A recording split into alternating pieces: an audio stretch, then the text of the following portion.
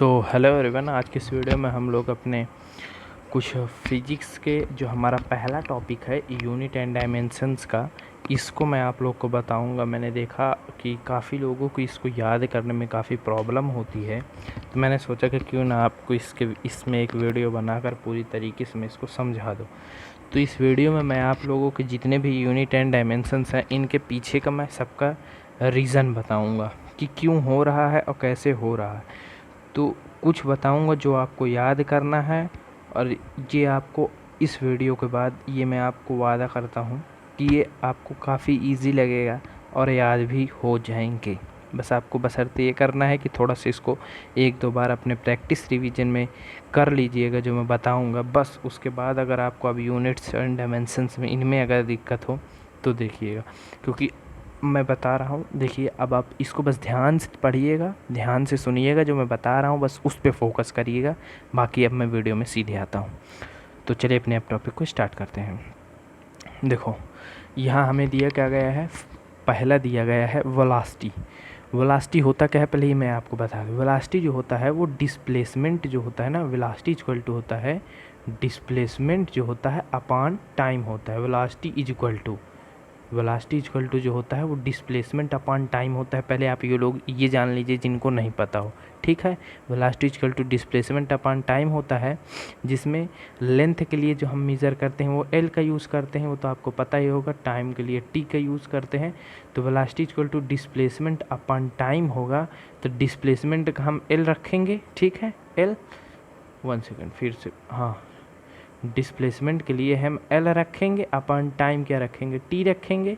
तो velocity equal to क्या हो जाएगा, यहाँ पे एम जो है वो तो ज़ीरो है, एल जो है वो 1 है, और यहाँ टी जो होगा वो -1 होगा कि नहीं होगा, ठीक है।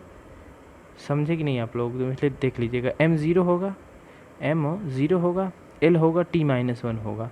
तो अब याद रखिएगा कि वेलोसिटी का जो होता है वो सीधे L T -1, m0 L T -1 होता है। और इसके SI यूनिट में होगी, इसको सीधे आप समझ लीजिए। लेंथ का क्या होगा, मीटर होगा, अपन टाइम का क्या होता है, सेकंड होता है। तो इसी को बस मीटर पर सेकंड। तो वेलोसिटी का displacement upon time L T -1 metre पर सेकंड होता है। एल टी -1 अब आपको मैंने बता दिया इसके पीछे का रीज़न भी और लॉजिक भी। अब इसको आप याद कर लीजिएगा बस। नेक्स्ट अपना देखते हैं। देखो, नेक्स्ट है हमारा एक्सेलरेशन। अब एक्सेलरेशन क्या होता है ये पहले मैं ये बता देता हूँ। देखो, एक्सेलरेशन जो होता है वो वेलोसिटी अपॉन टाइम होता है। Change in velocity upon time जो होता है, जो हमारा एक्सेलरेशन होता है वो जो वेलोसिटी अपॉन टाइम होता है, change in velocity upon time को ही हम एक्सेलरेशन कहते हैं। तो अब बस इसमें कुछ करना ही नहीं है, एक्सेलरेशन का निकालना है। वेलोसिटी का क्या हमने अभी याद किया, एल टी -1 होगा, एम ज़ीरो है, अपॉन वेलोसिटी अपॉन टाइम है तो हमने फिर टाइम रख दिया। भैया एम तो ज़ीरो ही है, एल वही होगा, टी इस बार -2 हो जाएगा।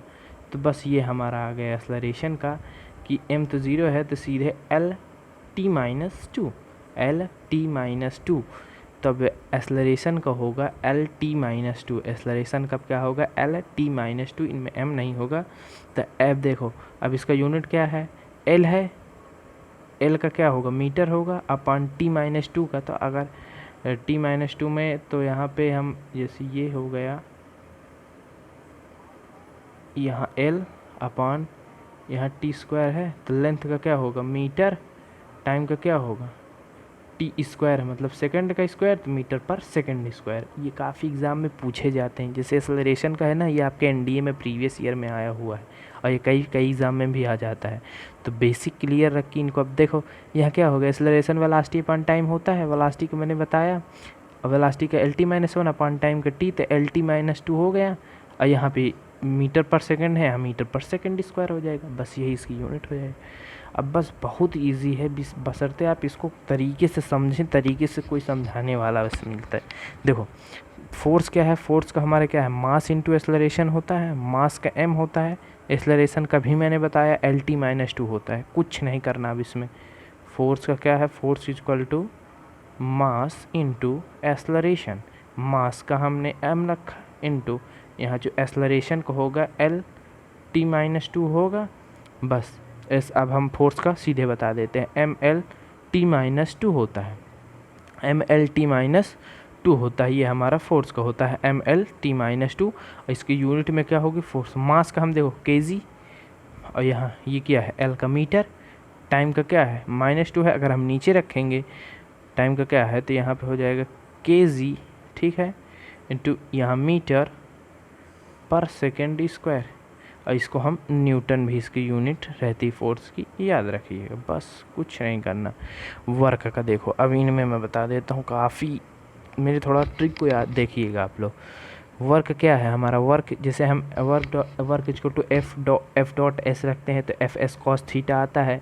तो जिन जो ट्रिग्नोमेट्रिक रेशियोज होते हैं उनका कोई यूनिट डायमेंशनलेस होते हैं, यूनिट तो होता है रेडियन में, उनको हम देख सकते हैं, लेकिन डायमेंशनलेस होते हैं, तो बस कुछ करना ही नहीं है। Work equal to F dot S है, तो फोर्स को मैंने अभी बताया, फोर्स का मास इंटू एक्सेलरेशन, तो mL-T-2 इंटू एस का होगा एस, तो mL-T-2 work is equal to F S, force का mL-T-2 इंटू एस का एल, सीधे हो जाएगा mL-T-2 mL-T-2।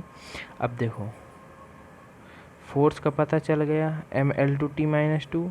काइनेटिक एनर्जी का क्या होगा, हाफ mv², हाफ मास का mv² L-T-1 का होगा। देखो हाफ का तो कुछ होगा नहीं, मास का m हमने रख दिया, v² का हो जाएगा L वेलोसिटी है, -1 का स्क्वायर, तो mL-T-2 होगा।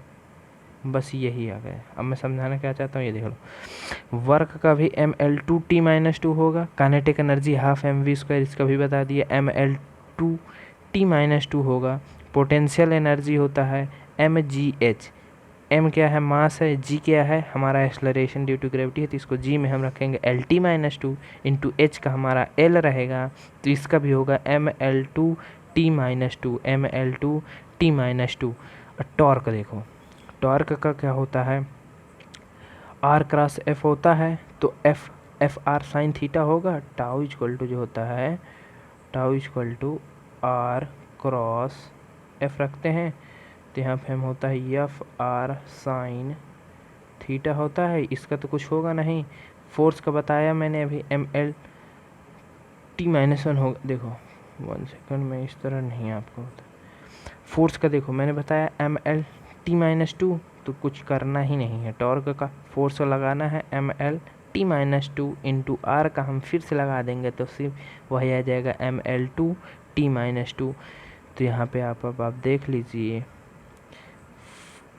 वर्क हो, काइनेटिक एनर्जी हो, पोटेंशियल एनर्जी हो, टॉर्क हो, इन सब का होता है mL-T-2। तो अब याद यहाँ से रखिएगा कि इन चारों का सेम होता है, work, kinetic energy, potential energy, torque, चारों का सेम mL-T-2। तब अलग अलग नहीं याद करना, एक बार याद कर लेना कि work, kinetic energy, potential energy, torque, mL-T-2। Next देखो पावर, पावर इक्वल टू क्या होता है, work upon time, power equal to work upon time. Work का भी बताया mL-T-2 अपॉन टाइम, फिर से लिख देंगे, तो mL-T-3 होगा कि नहीं, देखो mL-T-2 अपॉन टाइम फिर से होगा, तो ये टाइम ऊपर जाएगा, तो सीधे हो जाएगा mL-2 रहेगा ही, यहाँ T-3 हो जाएगा। तो पावर का भी याद रखना, power equal to work upon time, बस इतना याद रहेगा, उसके बाद वहाँ पे निकाल ले सकते हो। तो कोई ज़रूरी नहीं कि सब याद ही रखोगे, धीरे धीरे प्रैक्टिस से भी वो याद हो जाएंगे, लेकिन मैं आपके इनके पीछे का रीज़न बता रहा हूँ। नेक्स्ट है हमारा मोमेंटम, तो P इक्वल टू क्या होता है, m इंटू वी होता है, change in momentum equal to mass into velocity होता है। मास का क्या है, मास का m होगा, वेलोसिटी का क्या होगा, L-T-1 होगा। तो बस चेंज जो मोमेंटम होता है P equal to m into V तो पता ही रहता है, तो बस मास का m और v का L-T-1, तो mL-T-1 सीधा आंसर। इम्पल्स का क्या होता है, f इंटू डेल्टा टी, जो इम्पल्स होता है उसका। फोर्स का अभी बताया mL_t-2 इंटू टी का फिर से t होगा, तो इसमें हो जाएगा mL_t-1। देखो मोमेंटम हो इम्पल्स हो, इनका mL_t-1 होगा। कुल मिलाकर फार्मूले आपको याद रहेंगे, इनके डायमेंशंस ऑटोमेटिक आने लगेंगे। कहने का मतलब ये है, अब देखो एंगल इक्वल टू क्या होता है, आर्क अपॉन रेडियन होता है। Angle equal to arc upon radius. Arc ये जो है इसकी कोई डायमेंशन नहीं होती है, बस इसका रेडियन में होता है, जो यूनिट कहते हैं हम। नेक्स्ट हमारा देखते हो, देखो स्ट्रेन जो होता है ये डायमेंशन लेस होता है, यूनिट लेस होता है। मैंने आपको एंगल का बताया था कि डायमेंशन लेस होता है, लेकिन इसका यूनिट में रेडियन होता है, ठीक है। अब फ्रीक्वेंसी देखते हैं। फ्रीक्वेंसी क्या होता है, फ्रीक्वेंसी 1/टाइम पीरियड होता है। तो 1/टाइम period frequency equal to 1/ time period, तो m0 L0 t-1 होगा, और इसको यूनिट हर्ट्स होती है, आप लोग याद रखिएगा। एंगुलर वेलोसिटी होती है एंगल अपॉन टाइम, तो यहाँ पे होगा एंगल अपॉन टाइम, तो आर का यहाँ पे होगा टाइम का होगा। देखो एंगल का कुछ होता नहीं है, तो एंगल अपॉन टाइम टाइम का होता है, तो m0 L0 t-1 रेडियन पर सेकेंड होगा, लेकिन ये याद रखिएगा यूनिट में। अब मोमेंट ऑफ इनर्शिया को देखो, मोमेंट ऑफ इनर्शिया क्या होता है, I इज इक्वल टू हमारा m/r² होता है कि नहीं होता है, होता है। मास का क्या होगा, m होगा, r क्या है, लेंथ है, लेंथ का स्क्वायर होगा, बस हो गया। सीधे mL², t का कोई काम ही नहीं है, t 0 है, ठीक है बात। अब नेक्स्ट हमारा आता है angular momentum I into omega. तो देखो ओमेगा इक्वल टू जो होता है, omega equal to 2π into F होता है। ये तो भैया कांस्टेंट है, इससे कोई मतलब नहीं, ये हमारा फ्रीक्वेंसी है। फ्रीक्वेंसी इक्वल टू 1/टाइम पीरियड, मैंने अभी आपको बताया। अब एंगुलर मोमेंटम का फार्मूला आपको याद रहना चाहिए, I इंटू ओमेगा, जिसमें I जो होता है वो मोमेंट ऑफ इनर्शिया होता है, और ओमेगा का हमें पता है कि t-1 होगा। तो बस mL² t-1, तो mL2 t-1 सीधा आपका आंसर आ जाएगा। सरफेस टेंशन, तो सरफेस टेंशन इक्वल टू क्या होता है, force upon length, T equal to F upon L होता है, ठीक है। फोर्स का होता है mL_t-2 अपॉन लेंथ का एल। तो अब बस आप कर सकते हैं। आई होप कि आपको वीडियो समझ में आया होगा, मैंने क्या समझाना चाहा। अब इसमें कुछ नहीं, केवल फार्मूले याद रहेंगे, सब यूनिट डायमेंशन निकलेंगे। फोर्स देखो, स्प्रिंग कांस्टेंट क्या होता है, फोर्स इक्वल टू -kx होता है। तो हमें कई बार यहाँ पे निकालने को पूछ लेता है, फोर्स इक्वल टू -kx में, तो यहाँ पे जो k हमें निकालना होगा ना, तो सीधे f/x रखेंगे इक्वल टू यहाँ k रख देंगे। कई बार हमें पूछ लेता है स्प्रिंग कांस्टेंट का निकालो, तो यहाँ फोर्स का क्या है, mL_t-2 मैंने बताया, और अपन यहाँ क्या है, xl हो जाएगा, बस आंसर आ जाएगा आपका mL_t-2 अपॉन l। तो m और यहाँ पे l 0 हो जाएगा, दोनों ऊपर नीचे से जो करे आएंगे, और t-2 हो जाएगा। सरफेस एनर्जी का क्या होगा, एनर्जी अपॉन एरिया। बस अब आपको मैंने जो बताना चाहा था, कि जो मेरा इंटेंशन था, जो मेरा मकसद था, मैंने वो आपको बता दिया है कि बस किस प्रकार से इसको याद करना है। अब इंटेंसिटी का है energy upon area into time, फार्मूले याद करो। एनर्जी का पता है mL2 t-2, एरिया का क्या होगा, L² होगा, और टाइम का t होगा, बस याद करो सीधे। फ्लाइंग कांस्टेंट, हाँ ये काफ़ी इंपॉर्टेंट है, देखो बता दो। फ्लाइंग कांस्टेंट हो गया, कोफिशिएंट ऑफ विस्कोसिटी हो गया, रेजिस्टेंस हो गया, और रेजिस्टिविटी हो गया। ये 3-4 काफ़ी इंपॉर्टेंट है। फ्लाइंग कांस्टेंट होता है हमारा एनर्जी अपॉन फ्रीक्वेंसी। तो एनर्जी मैंने बताया है भैया आपको कि mL2 t-2 एनर्जी, वर्क, और जो है एनर्जी, वर्क, टॉर्क और काइनेटिक एनर्जी, ये सब के mL2 t-2 होंगे। और यहाँ पे अपॉन फ्रीक्वेंसी 1/टाइम पीरियड होगा, तो यहाँ पे याद रखिएगा थोड़ा, 1/टाइम पीरियड t-1 होगा।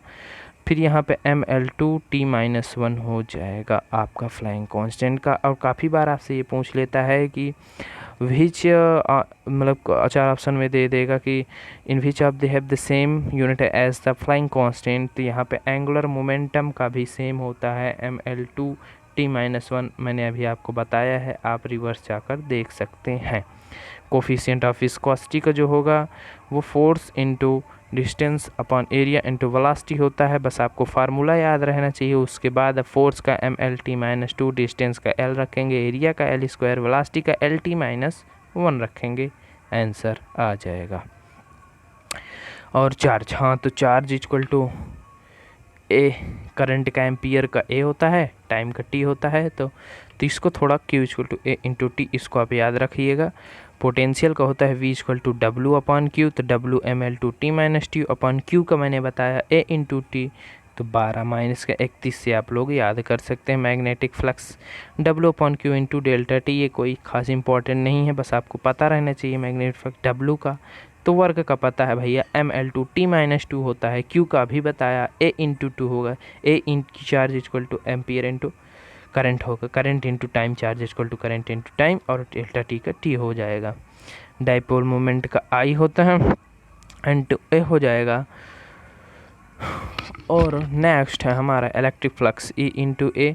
अब मैं जो आपको बताना चाह रहा था लास्ट के दो resistance R equal to V upon I, तो वी मैंने अभी बताया आपको 12 माइनस के 31 पोटेंशियल से V equal to V upon I का ए होगा, तो 12 माइनस के 31 अपॉन ए, तो यहाँ पे हो जाएगा 12 माइनस का 32। समझ में आया कि नहीं?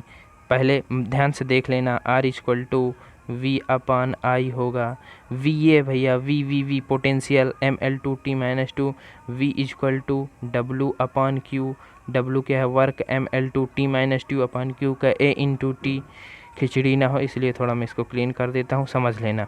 We equal to W upon Q, ये 12 ML/T-3 होगा, V equal to W upon Q, बस आप इतना याद रखिए, धीरे धीरे प्रैक्टिस करेंगे। ML/T-3 होगा, इसको आप ट्रिक से याद कर लीजिए कि 12 माइनस का 31, तो यहाँ रजिस्टेंस का R equal to V upon I होगा, तो यहाँ पे V का भैया पता है 12 माइनस का 31 अपॉन आई का A होगा, तो 12 माइनस का 32, ये रजिस्टेंस का होगा।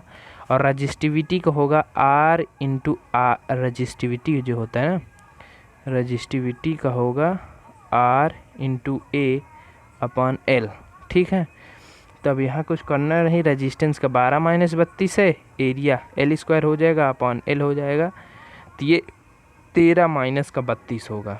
समझ में आया होगा, आई होप कि मैंने क्या बताया चाहे। कुल मिलाकर इनमें पूरी में आपका एकदम लिंक है, केवल फार्मूले आने चाहिए और बस उनको पुट करना आना चाहिए, जितना मैंने आपको वीडियो में बताया है। इसको आप देख कर रिपीट करके देख कर उसके बाद आप लोग इसका रिस्पॉन्स बताइएगा। तो आज की वीडियो में इतना ही, फिर मिलते हैं किसी नेक्स्ट वीडियो में, तब तक के लिए जय हिंद।